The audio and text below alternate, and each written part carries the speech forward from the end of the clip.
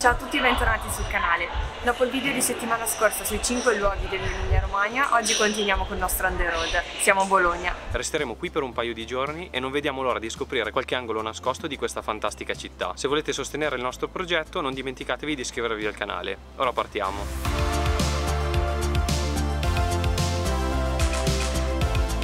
Dopo aver esplorato per diversi giorni l'Emilia Romagna, il nostro viaggio ci porta ora a Bologna, il capoluogo di questa bellissima regione.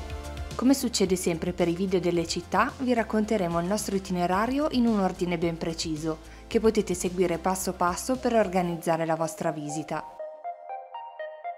Porta Maggiore era una delle 12 porte presenti nelle mura di cinta che nell'antichità circondavano il centro abitato. Iniziamo da qui a camminare arrivando in pochi minuti alla Basilica di Santa Maria dei Servi, con il suo bellissimo portico che fiancheggia il lato sinistro della chiesa.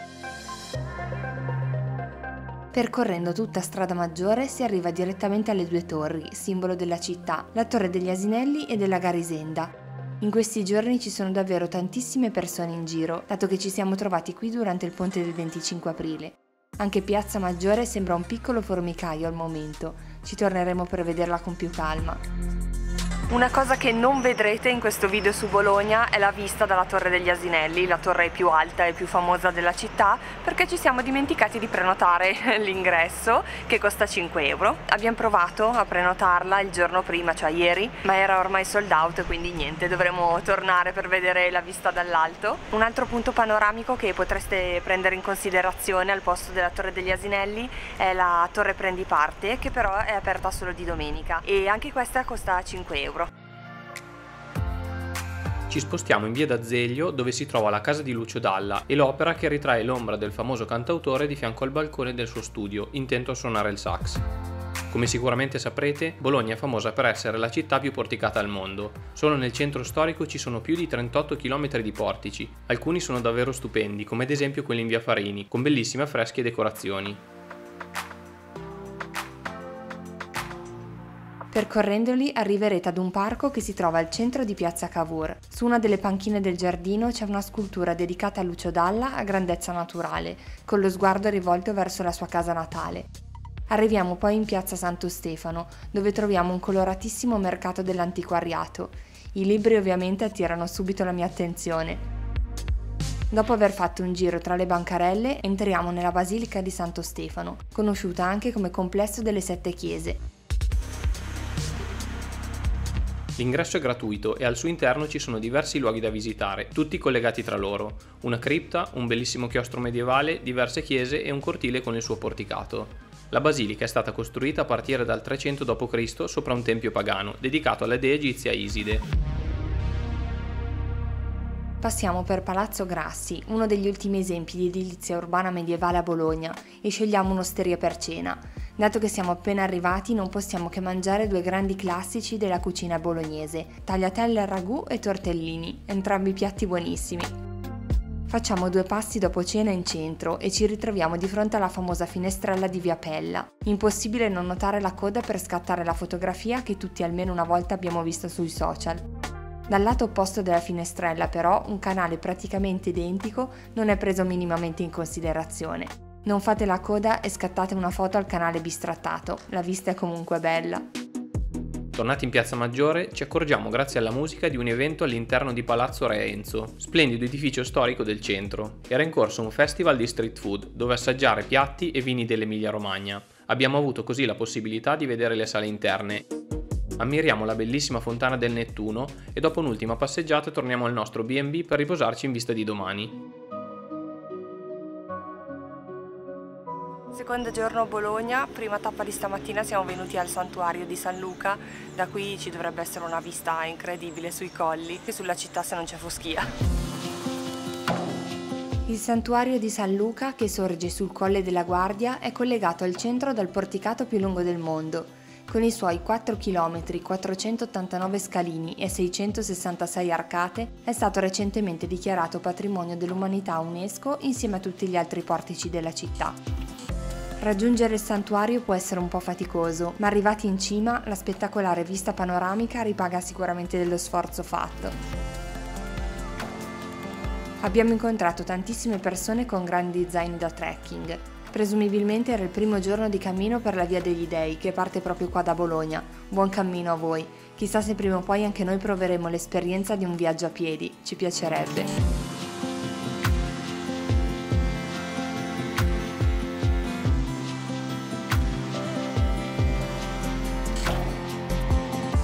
Tornando verso il centro e proprio di fianco al meraviglioso Arco del Meloncello, fermatevi assolutamente per la colazione al Bar Billy, che dal 1883 prepara il pan speziale, un dolce tipico fatto con spezie, canditi, mandorle e miele.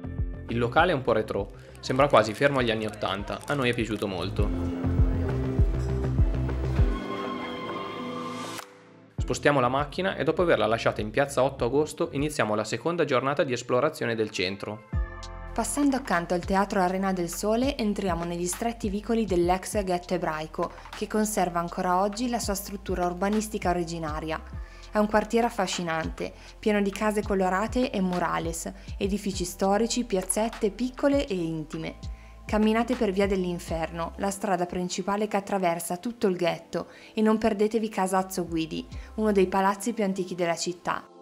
Prima di fermarci per pranzo, vediamo l'elegante Galleria Quaderni, secondo noi davvero molto bella ma poco valorizzata.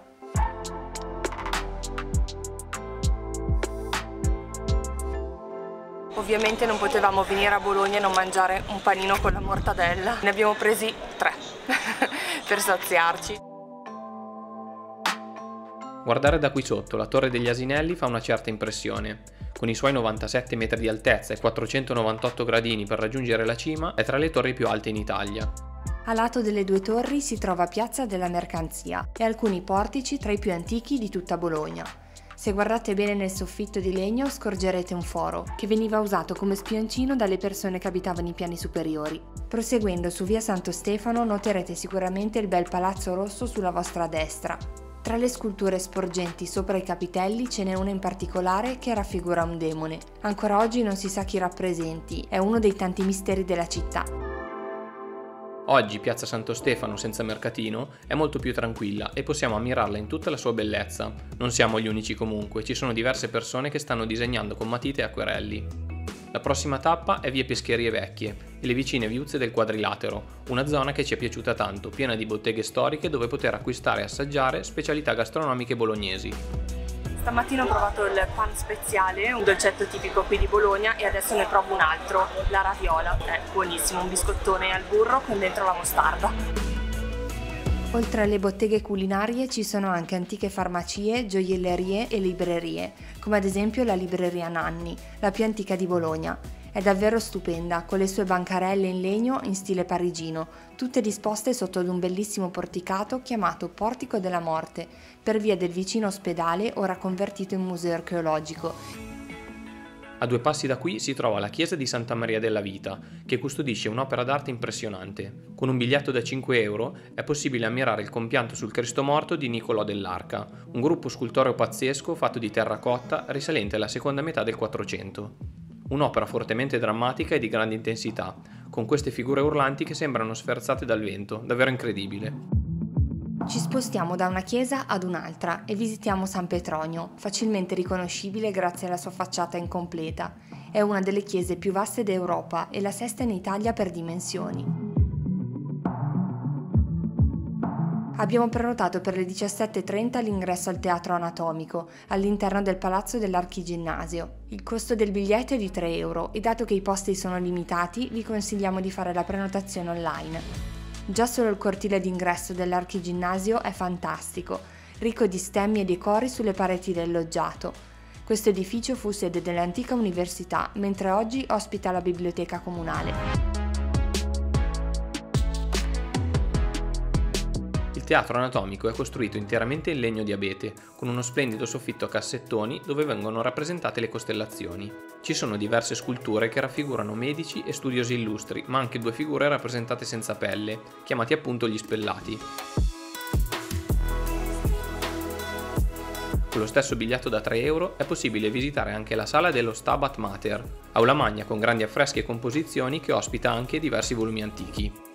Finita la visita passiamo nella bella piazza Galvani e camminiamo per un po' senza meta solo per ammirare la bellezza di questa città. ci ritroviamo nella suggestiva piazza San Domenico, su cui si affaccia l'omonima basilica. Il cielo è diventato nero e sembra che stia per venire un temporale. Ci incamminiamo così verso il locale che abbiamo scelto per cena, un ristorante che fa anche da libreria. Paolo assaggia una porzione di lasagna alla bolognese, mentre io prendo un piatto che non conoscevo prima d'ora, i balanzoni, una pasta ripiena tipica della città, preparata con sfoglie di spinaci e ripiena di mortadella, davvero deliziosi. Ci sono ragazzi che cantano seduti in piazza Maggiore, qualcuno balla e in generale si respira allegria e voglia di leggerezza. Ed è con questa immagine felice che salutiamo la città e ci dirigiamo verso la nostra prossima destinazione, pronti a continuare il nostro viaggio. Grazie per essere arrivati alla fine del video, speriamo davvero che vi sia piaciuto. Voi siete già stati a Bologna? Scriveteci nei commenti se secondo voi ci siamo persi qualcosa in questo itinerario. A parte la Torre degli Asinelli. A parte la Torre degli Asinelli. Dopo il video della settimana scorsa sull'Emilia Romagna e questo su Bologna, la settimana prossima ci sposteremo in una nuova regione. Sicuramente molti di voi se lo saranno già immaginato. Andiamo nelle Marche. È una regione che abbiamo esplorato poco, ma a cui teniamo molto, dato che io e Paolo ci siamo conosciuti a Pesaro, quindi non vediamo l'ora di iniziare il nostro viaggio nelle Marche. Prima di chiudere il video e iniziare il vostro weekend, lasciate un mi piace e iscrivetevi al canale per supportarci. Potete attivare anche la campanella per non perdervi tutti i nostri prossimi video in uscita. Noi ci vediamo settimana prossima direttamente dalle Marche. Ciao! Ciao!